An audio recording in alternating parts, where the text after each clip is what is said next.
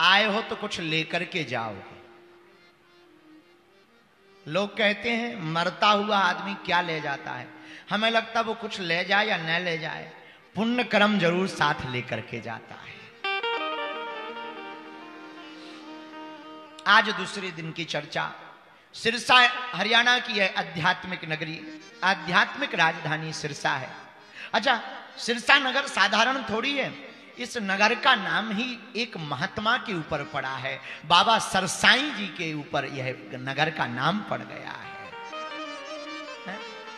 अब बताओ, जिस नगर का नाम ही महात्मा के नाम पे पड़ जाए, महात्मा के नाम के कारण पड़ जाए, समझ जाइए वहां दुरात्मा कम होंगे, महात्मा ज्यादा होंगे।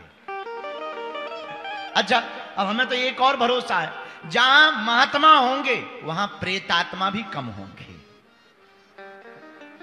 अच्छा, प्रेतात्मा का मतलब ये नहीं कि मरे हुए आदमी, जिंदा भी कुछ प्रेत होते हैं।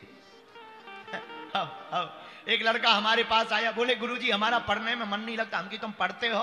बोले पढ़ते तो हैं। हम के ठटरी के बरे झूठ मत बोल, 10 बजे रात को ऑनलाइन व्हाट्सएप पे जो चुड़ैल आ जाती उसका क्या करेगा? बाद में बोला सही पकड़े गुरुजी। हमने कहा ठटरी के बरे हम गुरु ही किस लिए बने हैं? तो ये भी जिंदा भी कई प्रेत होते हैं, पर सिरसा में कमी है। आप लोग बुरा ना मानना, 3 दिन अभी हमें झेलो, अभी हमें 3 दिन संभल के भी बोल रहे हैं, सिरसा की बुराई नहीं कर सकते हैं हम। पता लगे कल ही बोतल घलने लगे हैं। पर धन्य है तारा बाबा की कृपा, आप लोगों की भक्ति देखकर अब हमें समझ में आया हरियाणा भी भक्ति का प्रदेश है। ये सिरसा का आनंद, ये यहां का प्रेम, आहा क्या कहना। ये आप लोगों का हर्षोल्लास, तीनों पंडालों में आध्यात्मिकता की बहार छाई हुई है। ऐसा लग रहा है जैसे आस्था का महाकुंभ लग गया हो। संपूर्ण सिरसा नगरी धन्य है और तारा बाबा की हम पर बड़ी कृपा, उन्होंने कथा के लिए हमको चुना। और इस तारा बाबा तारकेश्वर महादेव के इस प्रांगण क्षेत्र में हमारे प्रिय श्री गोपाल कांडा जी और गोविंद कांडा जी, आप लगातार संतों को बुलाकर यहां पर आस्था का महाकुंभ लगवाते ही रहते हैं। हम आज बैठे थे तो गोपाल जी बैठे, मैं बता रहे, बोले गुरुजी लॉकडाउन के पहले हर 6 महीने में कोई ना कोई महात्मा आता था, वो कथा होती थी। हमने मन ही मन कहा सिरसा वालों के कितने भाग्य हैं, एक ही जगह बैठकर डिफरेंट महात्माओं के दर्शन करो। इन सिरसा वालों के कितने अच्छे भाग्य हैं। अलग अलग महात्मा, कोई पतला महात्मा, कोई मोटा महात्मा, कोई लंबा महात्मा, कोई भारी चंदन लगाए, कोई हमारे जैसा चेंगाला महात्मा।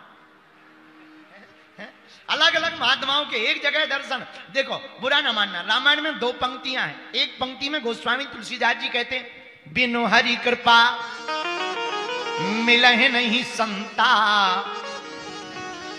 दूसरी पंक्ति में पुण्य पुंज बिनु मिलहि न संता।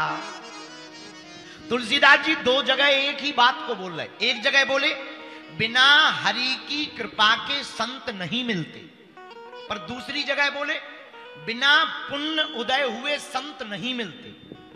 हमने एक दिन मन में सोचा कि हमें अगर संत मिल गए तो हम निर्णय कैसे करें कि हरि कृपा से मिले हैं या हमारे पुण्यों से मिले।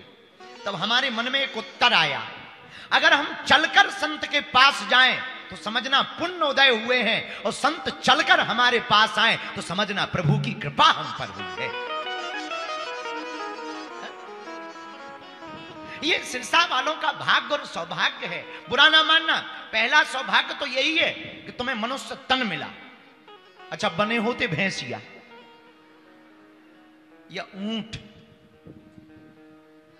मानो अगर तुम ऊंट बने होते तो फिर रहे होते राजस्थान में।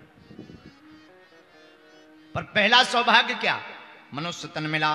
बड़े भाग मानस तन पावा, दुर्लभम मानसम देहि। भागवत भी कहती कौमार आचरित प्राज्ञो धर्मान भागवता निह दुर्लभम मानसम जनमा। मनुष्य का तन बड़ी दुर्लभता से प्राप्त होता है। तो पहला भाग्य मनुष्य का तन, और हरियाणा वालों दूसरा सौभाग्य भारत जैसा वतन।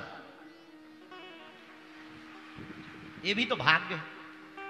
अच्छा मानो तुम भारत की जगह चीन में होते पैदा, क्या कर रहे होते? छोटी छोटी आंखें, छोटे छोटे बाल, छोटा सा मुंह, एक ही फोटो कॉपी लगती है। लॉकडाउन में हम फ्री थे, कोई काम नहीं था, तो वैसे तो टीवी देख नहीं पाते, पर लॉकडाउन में हमने बहुत टीवी देखी। एक दिन रात को 2 बजे धोखे से चाइना का चैनल लग गया। जितने आदमी दिखे ऐसा लगे जैसे फोटो कॉपी पे फोटो कॉपी। हमें लगा कि ब्रह्मा जी ने पूरा मैटर बदला ही नहीं है, लगातार प्रिंट देते रहे, दे प्रिंट दे प्रिंट दे प्रिंट दे प्रिंट। जब प्रिंट ही प्रिंट इकट्ठे हो गए, उन्होंने पटक दिया, बोले चीन बना दो। बाहर में गया, वहीं कर रहे चीन चौंग चौंग चौंग चौंग चौंग चौंग चौंग चौंग चौंग। अच्छा विचार करो, तुम अगर चाइना में होते तो यही तुम कर रहे होते। तुम्हारा बाप भी एक ही प्रिंट का होता, भाई भी एक ही फोटो कॉपी, बहन भी एक ही फोटो कॉपी, बाल भर बड़ी। अच्छा देखो, लेकिन भगवान की कृपा, पहला भाग्य मनुष्य का तन, दूसरा भाग्य भारत जैसा वतन प्राप्त हुआ। अच्छा अभी रुको, तीसरा भाग्य भी है। क्या? तीसरा सौभाग्य है। कौन सा? भारत जैसे वतन में सनातन जैसा धर्म प्राप्त हुआ है। सनातनी ना होते, अगर मान लो तुम ऊ वाले होते, समझ जाओ, हम बोलेंगे नहीं तो कल ही FIR करवा दी। बड़ी आफत है, सत्य बोलना भी बड़ी दिक्कत है। सत्य, खैर बात भी ठीक है, आजकल लोगों को मिलावट के दूध पीने की आदत पड़ गई है, और अगर किसी दिन मिलावट ना करो, पेवर दूध दे दो तो पेट खराब हो जाता है सबको आदत। तो सत्य बोलने में कई लोगों की आंखें पड़ जाती। हम किसी के विरोधी नहीं है, विचार करो, तुम्हें सनातन धर्म ना ऊ वालों के यहां मिलते तो भैया भी सैया हो सकता है।